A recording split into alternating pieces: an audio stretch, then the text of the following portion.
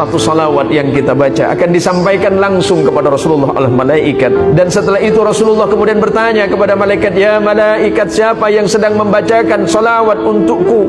Ya Rasulullah, dia adalah salah satu dari umatmu yang selalu bermaksiat. Ya Rasulullah, sampaikan kepada kekasihku, kita bermaksiat, tapi Rasulullah menyebut kita kekasihnya. Kita ini selalu berdosa kepada Allah dan bermaksiat kepada Allah, tapi ketika kita menyebutkan kalimat Allahumma sholli ala Sayyidina Muhammad, disampaikan kepada Rasulullah. Rasulullah kembali memberikan salam kepada kita. Sampaikan kepada mereka, ya malaikat, kalau mereka membaca salawat kepadaku satu, maka niscaya Allah akan membalas 10 kebaikan bagi mereka. Maka janji Rasulullah untuk kita semuanya, orang yang paling berhak duduk bersamaku di yaumil qiyamah adalah orang-orang yang senantiasa lidah dan hatinya berzikir kepada Allah dan membacakan salawat untukku.